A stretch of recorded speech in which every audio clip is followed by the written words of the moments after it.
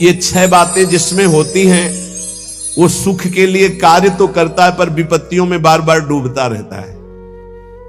महापुरुषों की बातें, 6 बातें सुख के लिए करने वाले मनुष्य में विपत्तियां पैदा करती रहती हैं। पहला, जो भजन से विमुख है और स्वार्थ परायणता में रत है। स्वार्थ परायण, कैसे धन बढ़े, कैसे भोग सामग्री बढ़े, कैसे कैसे, और भजन से विमुख है, वो कुछ भी कर ले परिणाम में उसे विपत्ति ही भोगनी पड़ेगी। वैसे हमें लगता है ये लिख लेना चाहिए, बिना भजन के कुछ भी कर लो परिणाम में आपको विपत्ति भोगनी पड़ेगी। हनुमान जी महाराज कहे, हनुमंत विपत्ति प्रभु सोई, जब तो सुमिरन भजन न होई। चाहे कुछ भी हो, नौकरी कर रहे हो, किसानी कर रहे हो, गृहस्थी, कुछ भी हो, नाम जप जरूर करो, तुम्हें विपत्तियों से बचा लेगा नाम जप। दूसरा, जो शरीर में शैतान वास करते हैं, उन शैतानों को जो अपने अधिकार में नहीं लिया उसको विपत्ति प्राप्त होती। शैतान काम, क्रोध, लोभ, मोह, मद, मत्सर, ये दुराचार कराने वाले शैतानों को जो अपने अधिकार में नहीं ले लेता, उनके अधिकार में समर्पित हो जाता है, उसको विपत्ति पे विपत्ति भोगनी पड़ती है। पहला, जो नाम जप ना करके केवल स्वार्थ के कार्यों में रत रहता है, कुछ भी कर ले विपत्ति भोगनी पड़ेगी। दूसरा, जो अपने शरीर को ये अंदर बैठे हुए शैतानों के हवाले समर्पित कर देता है, उनकी गुलामी स्वीकार कर लेता है, काम, क्रोध, लोभ, मोह, मद, मत्सर इनको शासन में नहीं लेता, उसको जीवन भर विपत्ति भोगनी पड़ेगी, शारीरिक, मानसिक, लौकिक, पारलौकिक। तीसरा, जो मृत्यु की तैयारी नहीं करता, उससे विपत्ति ही विपत्ति भोगनी पड़ेगी। मृत्यु की तैयारी कई बार चर्चा हो चुकी है। मृत्यु की तैयारी, यहां जीने की आशा में सब लगे हुए हैं, लेकिन मृत्यु की तैयारी कौन कर रहा है? वही जो गुरु कृपा पात्र है, वो मृत्यु की तैयारी कर रहा है। नहीं, सब बैंक बैलेंस की तैयारी कर रहे हैं, सब नाना प्रकार के भोग इकट्ठे करने की तैयारी कर रहे हैं।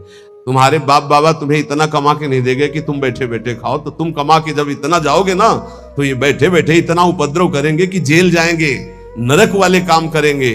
नहीं, ये सुधरेंगे। ये सुधरेंगे तब जब इनको ठोकरें लगेंगी और स्वयं में ये तैयार होंगे, तब ये लोक परलोक संभाल लेंगे। ये भोग सामग्री से सुधरने वाले नहीं। अगर आप सोचते हो अपने परिवार को मैं इतना भोग सामग्री इकट्ठा कर दूंगा सुखी हो जाएंगे, तो अपने परिवार की दुर्गति का स्थान बना करके जा रहे हो। परिवार को सतमार्ग, धर्मयुक्त बनाकर जाओ तो सुखी रहेंगे।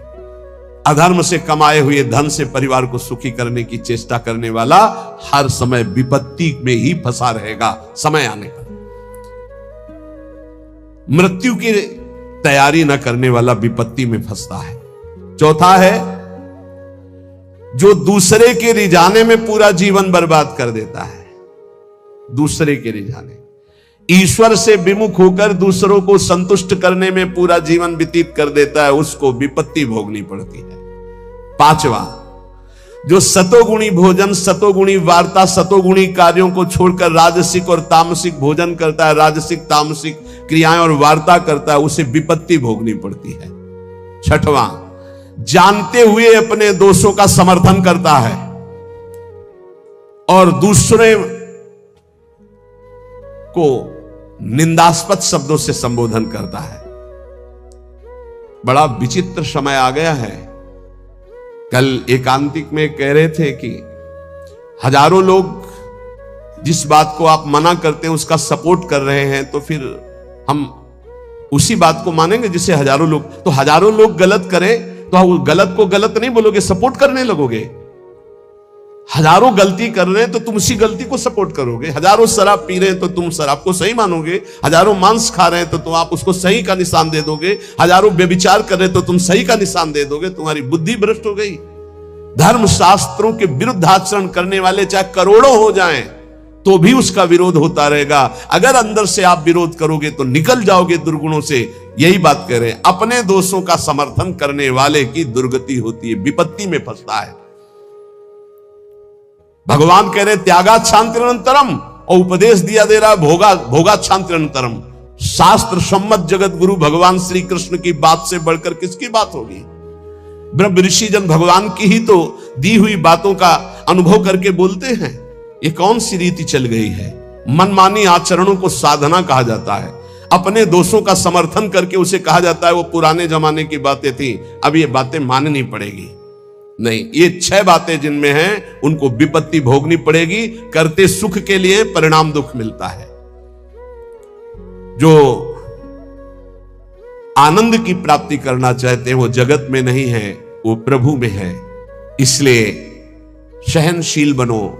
आए हुए अंदर काम वेग को, क्रोध वेग को, लोभ के वेग को सहना सीखो। जो सहन करता है वही साधक है, जो सहन कर जाता है वही महात्मा है। जो अपने दोषों का शोधक है, शोध कर दोषों का त्याग करता है, वही जगत का उद्धार करने वाला महात्मा बनता है। याद रखना, जो प्रभु के उपदेश से विलक चलता है वो कभी महात्मा नहीं हो सकता, वो इंद्रियों का गुलाम हो सकता है। प्रभु की आज्ञा के विपरीत चलने वाला कभी महात्मा नहीं हो सकता है। ये महापुरुषों की वाणी है। हम तुम्हें एक ऐसा मार्ग बताते हैं जिस मार्ग में चलने से बहुत जल्दी आप ईश्वर के समीप पहुंच जाओगे। वो नाम जप करते हुए किसी से और ईश्वर से भी कोई चाह ना रखना, बहुत जल्दी भगवत प्राप्ति हो जाएगी। हम तुम्हें एक ऐसा मार्ग बताते हैं जो चलने पर बहुत जल्दी भगवत साक्षात्कार करा देता है। किसी से भी और ईश्वर से भी कोई चाह ना रखो, बहुत जल्दी भगवत प्राप्ति हो जाएगी। नाम जप करते हुए कोई चाह ना रखो, बहुत जल्दी भगवत प्राप्ति हो जाएगी। और याद रखना, जो नाम जप करता है ईश्वर से कोई चाह नहीं रखता, तो ईश्वर उसकी ऐसे चिंता करता है जैसे छोटे बच्चे की मां चिंता करती है। किस समय उसको बाल भोग देना, किस समय उसको दुग्ध पान कराना, किस समय उसे स्नान कराना, ये मां की चिंता है, ना कि बालक की। जो ना किसी से चाहता है ना ईश्वर से चाहता है, खूब नाम जप करता है, उसे बहुत जल्दी भगवत प्राप्ति हो जाती है। निष्प्रयोजन भार स्वरूप उनका जीवन होता है जो भजनहीन होते हैं, बिल्कुल बेकार मरा जीवन। जिन हरि भगत हृदय नहीं आनी, जीवित सब समानते प्राणी। क्या मुर्दे का सा जीवन है। इतना कीमती जीवन, एक एक श्वास भगवान के भजन में लगानी चाहिए। व्यर्थ के जीवन में, व्यर्थ के खान पान, कई कई ऐसी बातें जिनकी याद आकर हृदय में आम हंसता है, ऐसे जीवन को नष्ट किया जा रहा है। भ्रमण में सब दृश्य देखे हैं। गंगा का किनारा पावन तपस्वियों के लिए भी है और राक्षसों के लिए भी है। जो पावन स्थान तप के लिए है, वही राक्षसों के दंडकारण्य में तपस्वी भी तपस्या करते थे और राक्षस भी रहते थे। दोनों का ये व्यर्थ जीवन, निरर्थक जीवन, जो अपनी वासनाओं की पूर्ति के लिए दूसरे जीवों को तड़पा तड़पा के, फिर काल उनको तड़पा तड़पा के मारता है, सांस लेने का अवसर नहीं देता। इसलिए निष्प्रयोजन भार स्वरूप मानो जीवन मत जियो। कीमती जीवन है। जिनका भोजन पवित्र है, उनके विचार पवित्र हैं, वही एकांत में ईश्वर अर्पण बुद्धि से अपने समय को व्यतीत करते हैं। कार्य करते हुए एकांतिक अर्थात अंदर चिंतन चल रहा है, ईश्वर अर्पण। सात्विक भोजन भूख की अपेक्षा कम खाओगे तो भजन बहुत जोर का होगा। लौकिक प्रतिष्ठा बढ़ने लगे तो भगवान से प्रार्थना करो कि आपका स्मरण न छूटने पावे, लौकिक प्रतिष्ठा में महत्व न होने पावे। जानबूझकर सुख सुविधाओं का त्याग करके जितनी कम वस्तुओं का सेवन कर सको, कम पैसे वाली वस्तुओं का, उतना ही तुम्हारा ईश्वर के प्रति प्रेम बढ़ेगा। ईश्वर इच्छा को जानने वाला ही महात्मा होता है। जोई जोई प्यारो करे सोई मोई भावे, मेरे प्यारे की क्या इच्छा है ये महात्मा जानता है। अन्याय से प्राप्त वस्तुओं को पाने वाले के सारे करण पाप लिप्त हो जाते हैं। अंतःकरण, बुद्धि, मन, चित्त, अहंकार, वो इच्छा ना होने पर भी दूषित अन्न के कारण पाप इच्छा प्रकट होकर उससे पाप कराती है। जो घूस लेता है, अन्याय पूर्वक निर्णय करता है, ऐसों का धन उनके परिवार को नष्ट कर देता है और उनका किया हुआ दान जिसके पास जाता है उसकी अंतःकरण की वृत्ति को नष्ट करके पाप आचरण करवाता है। इसलिए भगवत मार्ग में चलने वाले उपासकों को घूस लेने वालों से जो प्रतिग्रह दान लेना है उनसे बचे। खूब खुली बात है। ये जो अन्याय अधर्म करना पैसे के बल से सीख गए हैं, अपने पद का दुरुपयोग, ऐसे लोगों से जो दान लिया जाता है, ऐसे लोगों से जो अर्थ लिया जाता है, वो केवल पाप विचार बढ़ाता है, पापाचरण बढ़ाता है। इसलिए बहुत सावधान।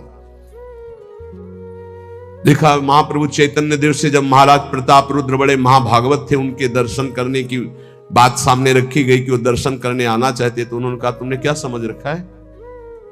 एक मैं वीतराग सन्यासी में राजा के दर्शन के उनके लिए दरबार में जाऊं या उनको यहां बुलाऊं, मुझे क्या आवश्यकता है? नहीं, राज दर्शन भी निषेध। ऐसा जो उपासक चाहता है कि मैं सच्चे भाव से भगवान के मार्ग में चलूं, तो पाप कर्म करने वालों से, उनके द्वारा दी हुई वस्तुओं से बहुत दूर बच करके भूखे रह जाओगे तो ठीक है, उनका अन्न न जाने पावे। ईश्वर भक्त अदृश्य परमात्मा की इच्छा का अनुमोदन करता रहता है और वो देखता रहता है कि मृत्यु हर समय हमारी प्रत्येक श्वासों को गिन रही है। इसलिए वो सर्वांग सुंदर होने पर भी अपने शरीर का राग नहीं रखता और तपश्चर्या के द्वारा, शरीर के द्वारा भगवान को प्राप्त कर लेता है। ईश्वर के सिवा दूसरी कोई भी वस्तु मिलेगी वो टिकाऊ नहीं होगी, परिवर्तनशील होगी, नाशवान होगी। मनुष्य जीवन प्राप्त करके ईश्वर को प्राप्त करना ही खास वस्तु प्राप्त करना है। बाहर से निर्धन देखने वाला उस नाम जापक को नहीं जानता कि कितना बड़ा धनी सर्वलोक महेश्वर भगवान को अपने अधीन किए रहता है, जो निरंतर नाम जप करते हुए बाहर से निर्धन रहता है। तुम बाहर से निर्धन दिखते हुए अंदर से महान धनी हो यदि नाम जप करते हो, और ये बाहर से जो धनी दिखाते हैं अंदर से खोखले हैं, इनके पास अहंकार गर्व के सिवा कोई सच्चिदानंद बात नहीं है। इसलिए ईश्वर का अवलंबन अर्थात भगवान की शरणागति, ऋषि मुनि भक्त जनों के द्वारा जो दिए गए वचन, उनका मनन, खान पान पवित्र जगह से, हिंसा और निंदा करने वालों से बिल्कुल बचो, उनका कोई भी शब्द या भोजन या संग ना आने पावे, निषिद्ध विषयों से दूर रहो, कुछ भी भोगने की इच्छा उठे उसको दबाकर रौंद डालो। ये तब भगवत प्राप्ति की योग्य बनता है। जो महात्मा आचार विचार परायण होकर धर्म में चले हैं, उन्हीं के अनुसार चलो। सत्कार्यों में स्थिति प्राप्त करने के लिए उन महात्माओं का अनुसरण अत्यंत आवश्यक है। इस जगत में प्रभु के समान कोई सच्चा सहायक नहीं है। मूर्तिमान प्रभु के सहायक स्वरूप ये महापुरुष जन है, इन्हीं का आश्रय ले लो, इन्हीं के पीछे चलो तो सतमार्ग का दर्शन हो जाएगा। सतमार्ग पर चलाने के लिए ही पहली पीढ़ी जो हमारे गुरुजनों की है उसका अनुसरण करना है। महाजनों गतेन सपंथा, संसार केवल फंसाने वाला है, महापुरुष ही केवल मुक्त करने वाले हैं। कल एक भगत कह रहे थे, हमारे पिताजी ने कसम खवाया कि वृंदावन गए तो तुम्हें हमारी कसम है, हमारा मरा मुख देखोगे। कसम का मतलब ये। बोले आपको गाली देते हैं। उनका धन्यवाद, कम से कम गाली दे रहे, साफ तो नहीं दिया। दक्ष ने साफ दे दिया नारद जी को, नारद जी को साफ दे दिया। कब? जब उनके पुत्रों को बाबा जी बना दिया। भगवान के मार्ग में जब प्रशस्त कर दिया दक्ष के पुत्रों को, तो दक्ष जी ने जल हाथ में लिया। जब नारद जी गए तो ये नहीं पूछा कि क्या हालचाल, कहा मैं साफ देता हूं, हमारे पुत्रों को भगवत मार्ग में लगा दिया, तुम 2 घड़ी से ज्यादा कहीं जिंदगी में टिकी ना पाओ। 2 घड़ी का मतलब होता है 48 मिनट। बोले इतने में तुम बहुत बड़ा काम कर देंगे, 48 मिनट में तुम बाबा जी बना देंगे भगवत मार्ग के पति।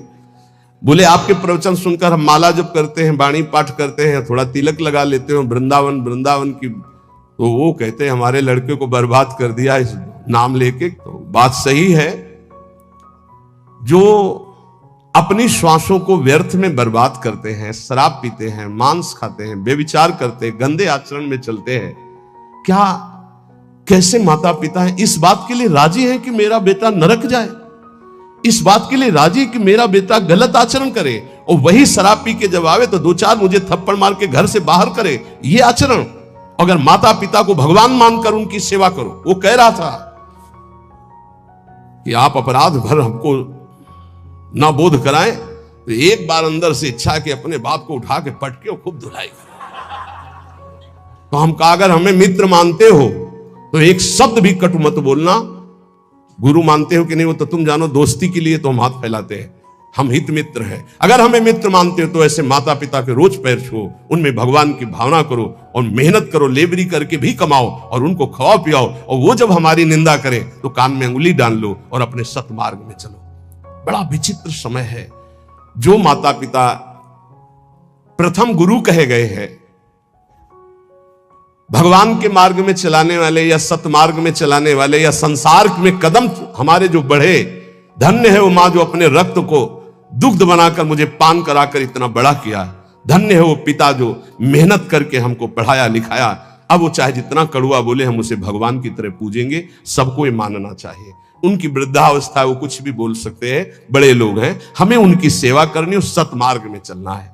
तो यहां कह रहे कि महापुरुषों के सिवा अपना कोई सतमार्ग बताने वाला नहीं, इसलिए संतों की बात को मानना चाहिए। वो अहेतुकी मित्र हैं, तुम्हारा अमंगल नहीं कर सकते हैं। इस जगत में प्रभु के समान कोई सच्चा सहायक नहीं, और प्रभु ही महापुरुषों के रूप में प्रेरित करते हैं आकर के अपने मार्ग को। इसलिए मन को सत्य मार्ग में चलाने के लिए पहली सीढ़ी संत महापुरुषों के वचनों के आधार पर चलो। आज हम सबके ऋणी हैं, सच्ची हृदय से ऋणी हैं। धन्यवाद देते हैं कि आज इस कलयुग के प्रचंड तांडव काल में आप संतों की बात मान रहे हैं। इसलिए हम आपके चरणों में प्रणाम करते हैं, क्योंकि इसमें आपका मंगल है। आप स्वस्थ रहेंगे, आप भगवत भजन करते हुए अच्छे आचरण वाले रहेंगे, तो आप हमारे बहुत बड़े हितैषी हुए। क्योंकि आप सुखी हैं, आपका मंगल हुआ, तो मेरे कर्तव्य का पालन हो गया, मेरे साधु वेश का धारण करना सार्थक हो गया। आप हमारे बड़े सहयोगी हैं, आप हमारी भागवतिक उन्नति के बहुत बड़े कारण बन गए। क्योंकि हम धन्यवाद के पात्र तभी बनेंगे जब हमारी बात को मानकर आप धन्य हो जाएंगे। हमारा कल्याण हो गया, हमारा मोक्ष हो गया, तो बहुत छोटी बात है। अगर हमारी बात से आपका कल्याण न हुआ तो हमारी बात की बात क्या रहेगी। तो हमारी बात को सार्थक और समर्थ बनाना आपका कर्तव्य है। यदि आपने अपने कर्तव्य का पालन किया तो मेरे कर्तव्य का अपने आप पालन हो जाएगा कि मेरा साधु वेश धारण करना, मेरा जीवन धारण करना, मेरा भजन करना, मेरा सतमार्ग में चलना सार्थक हो गया। हमारे देश के यदि 2-4 हजार लोग भी कुमार्गगामी प्रवृत्तियों को छोड़कर भगवत मार्ग में चल रहे तो हृदय से आशीर्वाद देता हूं। आशीष देने के लिए तपस्या की जरूरत नहीं होती। मां अपने बच्चे को आशीष देती तपस्या से नहीं, दुलार से। आप स्वस्थ रहिए, आपकी बुद्धि स्वस्थ रहे, आपके जीवन का परम लक्ष्य भगवत प्राप्ति आपके हाथ में आवे, आप कभी गलत आचरणों में ना फंसे। अगर वार्ता को सुन करके अपने मन में धारण करेंगे तो निश्चित ये वस्तु आपको प्राप्त होगी, क्योंकि हमारा जन्म सिद्ध अधिकार है भगवत प्राप्ति करना। जो संतों में पूर्ण श्रद्धा रखते हैं, अध्यात्म विषय में चलना चाहते हैं, उनको परमात्मा साक्षात्कार निश्चित हो जाता है। जो संतों में पूर्ण विश्वास करते कि ये जो कह रहे हैं सत्य है। कभी भी अगर दान शब्द का आया है तो मन का दान कीजिए, श्वासों का दान कीजिए, अपने जीवन का एक एक कर्म भगवान को समर्पित कर दीजिए। ये शुद्ध बातें परमार्थ की। अगर कभी दान पुण्य की बात चली तो पहले कह दिया है कि शास्त्र में लिखा है इसलिए पढ़ रहा हूं, हमारी आस्था इस पर नहीं है। हमारी आस्था का विषय हर श्वास भगवान नाम स्मरण हो, यही जीवन का परम लाभ। भगवान श्री कृष्ण चंद्र जी कृपा करके वर्णन करते हैं कि जब साधना अवस्था से सिद्धावस्था में उपासक पहुंचता है तो उसकी स्थिति क्या होती है। बोले यदृच्छालाभ संतुष्टो द्वंद्वातीतो विमत्सरः समासिद्धाव सिद्धौ च कृत्वापि न निबध्यते। अपने आप जो कुछ भगवान की इच्छा से व्यवस्था हो जाती है उसमें वो संतुष्ट रहता है सिद्ध पुरुष। तो साधक को सिद्धों का अनुसरण करना चाहिए। जथा लाभ संतोष सदा काहू सो कछु न चाहोगे, बहुत बड़ी सिद्धि है। यदि अच्छा लाभ संतुष्टो, मांगना बंद कर दो, ना भगवान से मांगो ना किसी मनुष्य से मांगो, मांगना बंद कर दो। यहां कह रहे मांगो मत, तो ऐसे देने के लिए बोलो मत, दोनों बातें संभाल के। भगवान की इच्छा है ऐसे कर दिया, नहीं आया तो बोलना नहीं। कभी तुम बोलो मत और कभी तुम मांगो मत। ऐसे बोलने से अपराध लगता है और ऐसे मांगने से अपने इष्ट की निष्ठा जाती है। और बोल दिया तो कर्जा समझ लेना, और मांग लिया तो आश्रय छूट गया, ये बात समझ लेना। दोनों को अपनी अपनी निष्ठा में रखना है। ना मांगना है और ना देने के लिए बोलना है। ऐसे दे दो, कोई जान नहीं पाया। और जैसे हरि रखते हो वैसे रह जाओ और उसका एहसान मत मानो देने वाले का, तो दोनों का परमार्थ पुष्ट हो जाए। यदृच्छा लाभ संतुष्टो। बिल्कुल ये विनोद में बहुत खास बात बता रहे हैं। कभी संतों से, कभी भगवान के सामने, कभी ऐसे। जैसे एक आए थे कि हमने कहा था कि हे हनुमान जी, हमारा काम हो जाएगा तो आपको मंदिर बनवाएंगे। तो काम तो हो गया महाराज, मंदिर नहीं बना तो हमारी दुर्गति होगी। हमका पक्की, इसमें पक्की, इसमें कच्ची नहीं होगी। देखो, भगवान के सामने संकल्प मत करो। अगर आपको कोई मांग रखनी, देखो सत्संग सुलझाव का है। सत्संग मतलब सुलझना। हमारे बाप हो, हे प्रभु मुझे ये चाहिए। जैसे अपनी मम्मा और पप्पा से मांगते तो कैसे मांगते हैं, हमें चाहिए। उनको हम ये थोड़ी कहते हैं कि हमको ये दे दो, तुम्हें हम ये ले आएंगे, तुम्हें वो ले आएंगे, तुम्हें ऐसा। प्रलोभन देते हैं क्या? थपड़िया देंगे माता पिता। हमारा बच्चा हमको प्रलोभन देता है, जाल में फंसाना चाहता है। ऐसे थपड़िया जाओगे अगर प्रभु को प्रलोभन। और अगर बड़े दाता बनते हो कि मंदिर बनवा देंगे, तो फिर काम हो गया, बनवाओ मंदिर।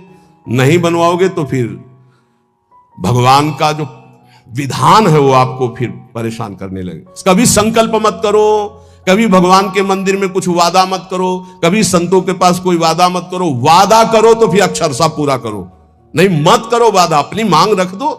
संत हैं, पिता के समान हैं, प्रभु हैं, परम पिता के समान हैं, हनुमान जी हैं, हमारे गुरु भाई हैं, हमारे मित्र हैं, हमारे इष्ट के प्रेमी हैं। अम्मा तो अम्मा है जगदम्बा, उनसे क्या कहें? उनसे मांग लो, उनसे क्या कहना कि आपको चुनरी उड़ा देंगे, वो चुनरी की कमी है। अरे जिनके दूल्हा भगवान शंकर, उनकी चुनरी कमी। विश्वात्मा भगवान, अम्मा हो आप हमें दे दो, हमारे मन में लालसा जगी है। अब बेटे हो तो कुछ तुम्हें आवश्यक है तो आप भाव अपने अर्पित कर सकते हो मां के समान। लेकिन मांगना और वादा करना ये दो बातें नहीं। आज सत्संग में बात बैठा लो, ना भगवान के सामने ना कभी संत के सामने कभी वादा मत करो कुछ देने का। तुम्हारे पास जो कुछ है वो गुरुदेव का, इष्ट का है, क्या दोगे? अगर वादा करो तो उसे भूलो मत, निर्वाह करो। दूसरी बात, मांगो मत, वो सर्वज्ञ है, अपने आप पूरा करेंगे। यदृच्छा लाभ संतुष्टो। जैसे भगवान परिस्थिति दे रहे उसमें संतुष्ट रहो। द्वंद्वातीतो विमत्सरा। किसी भी द्वंद्व का तुम्हारे ऊपर कोई प्रभाव ना पड़े। जैसे मान है, अपमान है, अनुकूलता है, प्रतिकूल। कल एक, अपने यहां तो बहुत बड़ी कृपा होती है, हर प्रकार के उदाहरण मिलते रहते। कल एक भगत जी ने कहा, जब अनुकूलता रहती तो हमें पातिव्रत धर्म भी याद रहता है, सब याद रहता। जब प्रतिकूलता आती तो सब भूल जाते हैं। इसको कोई भक्ति कहते हैं? अनुकूलता में तो सब जय हो बोलते हैं, जब प्रतिकूलता में जय हो बोलो तब तो तुम्हारी भक्ति रही। द्वंद्व आती तो अनुकूल प्रतिकूल, मान अपमान, लाभ हानि, दुख सुख में बराबर जिसका भाव रहता है वो सिद्ध महापुरुष होता है। साधक को बराबर भाव रखने की चेष्टा करनी चाहिए। विमत्सरा। किसी के प्रति ईर्ष्या मत रखो, ईर्ष्या बहुत हानिकारक है। ईर्ष्या में बहुत बड़े बड़ों का पतन होते देखा है। ईर्ष्या बहुत जल्दी नाश कर देती है, इसलिए ईर्ष्या दूसरे के प्रति होने का मतलब अपना नाश करना। समाज सिद्धाव सिद्धो चो। साधन में चल रहे हो, लाभ मिले ना मिले, आपका साधन सच्चिदानंद में, निराश होने की जरूरत नहीं है। बहुत ध्यान से सुनना, नहीं तो ये आने लगता है कि हमारा इतना समय हो गया भजन करते, कोई लाभ तो हमारे को मिला नहीं। देखो, गुरु कृपा से कभी तुम्हें लाभ नहीं दिखाई देगा, गुरु कृपा से। और जब लाभ दिखाई देने लगे तो जान लेना अकृपा आ गई है। क्यों? अहंकार के बिना लाभ का अनुभव नहीं होता। जब अहंकार आता है तब लगता है मेरे में सद्गुण आ गया, और जब दैन्यता आती तो बड़े बड़े सिद्ध महापुरुषों को देखा, कभी उनको यह अनुभव नहीं होता मैं प्रेमी हूं, मैं भागवती हूं। जितने महापुरुषों की वाणी आप पढ़ के देख लीजिए, अहंकार रहित महापुरुष तो अपने को अधम, तुच्छ, नीच, मूढ़, कामी, यही शब्द बोले हैं अपने लिए। जब अपने में आ जाए कि मैं निष्कामी, मैं महात्मा, मैं सिद्ध, मैं तो जान लेना अहंकार जागृत हो गया है। और ये भगवान की कृपा से नहीं होता है, अकृपा से होता है। इसलिए समा सिद्धा व सिद्ध हुआ। चाहे ऐसी स्थिति दिखाई दे कि हमारे में कुछ लाभ आ गया है, या चाहे दिखाई दे कुछ लाभ नहीं आ गया है, ना फूलो ना भूलो, सम रहो। समः सिद्धा व सिद्धौ च। दोनों में समान भाव रखो। चक्रत्वापि न निबध्यते। वो कभी इस माया में बंधता नहीं है। आगे भगवान कह रहे गत संगस्य मुक्तस्य ज्ञानावस्थित चेतसः यज्ञायाचरतः कर्म समग्रम प्रविलीयते। किसी के भी संग का कोई भी रंग ना चढ़ने पावे उसे सिद्ध पुरुष कहते हैं। जित संग दोषा, चाहे वो घोर पापी हो, नीच हो, व्यभिचारी हो, दुराचारी हो, नाना प्रकार की भोग सामग्री बहिर्मुख पुरुषों का सब कोई फर्क नहीं, वो अपने रंग में है। जो रही मुत्तम प्रकृति का कर सकत कुसंग चंदन विष व्यापत नहीं लपटे रहत भुजंग। क्यों? क्योंकि वो परमात्मा भाव में स्थित है। गत संगस्य मुक्तस्य है, वो मुक्त हो चुका है, इसलिए कोई भी संग उसके ऊपर प्रभावित नहीं। ये मुक्त महापुरुष की पहचान होती है। कोई भी संग उसके ऊपर प्रभाव नहीं डाल सकता। काम का, क्रोध का, लोभ का, मोह का, मद का, मत्सर का कैसा भी संयोग आ जाए उसके ऊपर कोई प्रभाव नहीं। स्वात्मा रामम विषय मृत तृष्णाम भ्रमयति। मुक्त पुरुष कभी विषय मृत तृष्णा में भ्रमित नहीं होता। कैसी भी क्रिया का संयोग बन जाए, कैसे भी पदार्थ का संयोग बन जाए, कैसी भी घटना आ जाए, कैसी भी परिस्थिति आ जाए, कैसी भी व्यक्ति की सामने उपस्थिति हो जाए, उसके ऊपर कोई फर्क नहीं पड़ता। गत संघर्ष है। जो बांधने वाला है, जन्म मृत्यु का बंधन है, वो देहाभिमान है, वो उसका नष्ट हो चुका है। इसलिए किसी भी तरह का कोई भी विकार उसके अंदर हावी होता ही नहीं है। इसी स्थिति को कर्माणि श्रुति बोधितान नितराम कुर्वन्तु कुर्वन्तु मा गूढ़ाश्चर्य शास्त्रगादि विषयान गृह्णन्तु मुञ्चन्तु वा। वो भोग की सामग्री के बीच में भोग में दिखाई दे रहा है, लेकिन वो भोग में नहीं है। वो कर्म करते हुए भी कर्म से रहित है। वो देखते हुए भी देखता नहीं, सुनते हुए भी सुनता नहीं, बोलते हुए भी बोलता नहीं, खाते हुए भी नहीं खाता है, क्योंकि वो मुक्त महापुरुष है, देहाभिमान रहित है।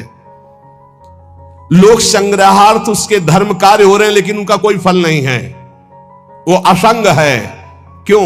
बोले मुक्तस्य है, वो मुक्त पुरुष है। तो साधक को इसका अनुसरण करना है। किसी का प्रभाव हमारे ऊपर तब नहीं पड़ेगा जब हर समय हमारे अंदर भगवत चिंतन चलेगा। राधा राधा राधा राधा, अब कोई फंसा नहीं सकता। नाम जितना धीमे होता चला जाएगा उतना गाढ़ चिंतन विषयों को होने लगेगा। नाम छूटेगा, क्रिया बन जाएगी। 1 सेकंड लगता है अपहरण करने में बुद्धि को। इन विकारों ने इतना अधिकार जमा रखा है, 1 सेकंड में बुद्धि को अपहरण करने के जो निर्णय ही नहीं कर पाएगी, नाम न छूटने पावे। असंगो अहम पुरुषः, मैं असंग हूं, ना कभी कोई मुझे बांधा था, ना कोई बांध सकता है। यह अनुभव हो जाता है सिद्ध महापुरुष को। किंतु असंग होते हुए उसने संग जिसने कर रखा है शरीर का, इंद्रियों का, मन का, बुद्धि का, अब उसके ऊपर प्रभाव पड़ेगा पदार्थ का, परिस्थिति का, व्यक्ति का, घटना का, सुख का, दुख का। और जिसने शरीर, इंद्रिया, मन, बुद्धि से अपने को असंग देख लिया, उसके ऊपर कोई प्रभाव नहीं पड़ेगा। उसे ही मुक्त पुरुष कहते हैं। कोई मेरी मनचाही करे या मेरे मन के विरुद्ध करे, कोई फर्क नहीं पड़ता। किसका? जो शरीर, इंद्रिय और मन से अलग हो चुका है। अलग क्या हो चुका है? वो तो अलग था ही। हां, अनुभव हो गया जिसको ऐसा। चाहे अकेला बैठा हो या हजारों के बीच में, शरीर स्वस्थ हो या रोगी, भोग बाहुल्यता हो या किंचन, मनचाही हो या मन के विरुद्ध, कोई फर्क नहीं पड़ता उसमें। गत संगस्य मुक्तस्य। क्यों? क्योंकि वो अपने स्वरूप में स्थित है। वो किसी क्रिया या शरीर या मन या बुद्धि या चित्त या अहंकार या इंद्रियां, कामना, ममता, कुछ नहीं उसके हृदय में। लेकिन साधक के हृदय में सब होता है। साधक के हृदय में सब होता है, पर होते हुए भी वो नाम जप के द्वारा, प्रवीण हुई बुद्धि के द्वारा अपने को बचा लेता है। मुक्त पुरुष की पहचान है कि वो विविध प्रकार के भोगों के बीच में रहते हुए भी किंचन मात्र विक्षिप्त नहीं होगा। किसी भोग का उसके ऊपर कोई प्रभाव नहीं पड़ेगा। मेरी बात पर विश्वास कर लो, नाम जपने से जो चाहोगे वो हो जाएगा। शास्त्र प्रमाणों की भीड़ लगी हुई है, आशंका करने की गुंजाइश नहीं है। सभी संदेह मिट जाएंगे जब तुम खुद नाम जप करोगे। सिद्धांत समझो, क्षुद्र जीव के लिए परब्रह्म परमात्मा को प्राप्त करना बड़ा कठिन है। इतनी विचित्र माया की दरिया है, पार नहीं कर सकते। नाम लेत भव सिंधु सुखाही, करहु विचार सुजन मन माही। दरिया नहीं रह जाएगी, सूख जाएगी नाम लेते ही। नाम की अनन्य गति लो, नाम जप का मार्ग अपनाओ, कभी पथ भ्रष्ट नहीं हो सकते। हे प्राणानाम, तुम प्रतिक्षण नाम में निमग्न हो। न जाने कौन सा तुम्हारा सत्कर्म बन गया है कि तुम्हें नाम महिमा सुनने को मिल रही है। परम दयालु, परम कृपालु भगवान से एक दान मांगो कि मेरा सब कुछ मिटा दो, बस एक बात रहने दो, आपकी नाम स्मृति बनी रहे, सब भूल जाऊं, केवल एक नाम याद रखूं। हे कृपा सिंधु, इस कृपा की वर्षा कर दो कि मुझे और कुछ याद ना आवे, हर समय आपका नाम स्मरण रहे। हे रे ब्रजनाथ, हे दीनानाथ, हे प्राणनाथ, मुझे अपना लो, मैं भयभीत हूं इस संसार के दुखों से। प्रहलाद जी को क्या नहीं किया हिरण्यकश्यप ने, बाल भी बांका नहीं हुआ क्योंकि नाम चल रहा था। कल एक एकांतिक में कह रहे थे कि आपके बताए हुए राधा नाम का चमत्कार हमने देखा। मेरी गाड़ी पूरी ट्रक के नीचे चली गई, चकनाचूर हो गई, केवल पत्नी के यहां चोट लगी, बकाया हम दोनों बिल्कुल सेफ बच गए, पर हम चिल्ला रहे थे राधा राधा राधा। अच्छा लगा कि स्वामिनी जी के नाम की महिमा से जीव के शरीर की रक्षा हो जाए, तो बड़ी अद्भुत बात है। कह रहे कोई गाड़ी का अंग नहीं बचा, चकनाचूर हो गई, केवल पत्नी की ठोड़ी पे चोट आई, बकाया हम दोनों बिल्कुल सुरक्षित, पर हम चिल्ला रहे थे राधा राधा, चिल्ला रहे थे, प्रियाजू का नाम चिल्ला रहे थे। नाम में बड़ी अपार सामर्थ्य है। बड़े बड़े हाथियों से प्रहलाद जी को कुचलाया जाता है, आग में धधकती आग के बीच में बैठा दिया जाता है, पहाड़ उठा करके उनके ऊपर रख दिया जाता है, समुद्र के गहरे जल में डुबा दिया जाता है, पत्थर बांध करके जहर पिला दिया जाता है, कुछ फर्क नहीं पड़ता। प्रहलाद जी का एक बाल भी झड़ा नहीं, हर समय क्योंकि हरिनाम चल रहा है। भरजनम भवबीजानाम अर्जनम सुख संपदाम तर्जनम यमदूतानाम राम रामेति गर्जनम। यदि तुम भगवान के नाम का उच्चारण करके गर्जना कर रहे हो तो भरजनम भवबीजानाम, आवागमन के बीच को भस्म कर देगा नाम, और तर्जनम सुख संपदाम, सारी सुख संपदा तुम्हें आके घेर लेगी। सारी सुख संपदा, अर्जनम सुख संपदाम, सारी सुख संपदा घेर लेगी। यमदूत कांपेंगे, विघ्न कांपेंगे, संकट कांपेंगे। राम रामेति गर्जनम, जो राम राम ऐसी गर्जना करता है तो भवबीज दग्ध हो जाता है, सारी सुख संपदा एकत्रित होने लगती है, यमदूत कांपते हैं, दुख कांपते हैं। एक बार जीवन में यह भी दांव खेल के देख लो कि ये जीवन हमने नाम को दिया, अब तो नाम जपेंगे राधा राधा राधा राधा, फिर आप देख लीजिए। भयभीत मत होना।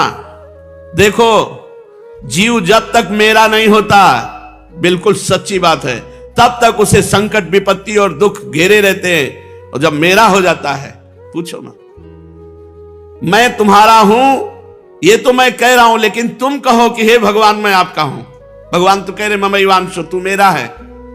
यहां हम झूठे से भी नहीं कह पाते कि हे भगवान आपके सिवा मेरा कोई नहीं है। बड़ी कृपा है भगवान की, जिनके सब संबंधों का नाश करके हृदय की ऐसी दशा कर दी कि वो रोकर कहता है हे भगवान आपके सिवा मेरा कोई नहीं, मेरे शरणापन्न हो जाओ।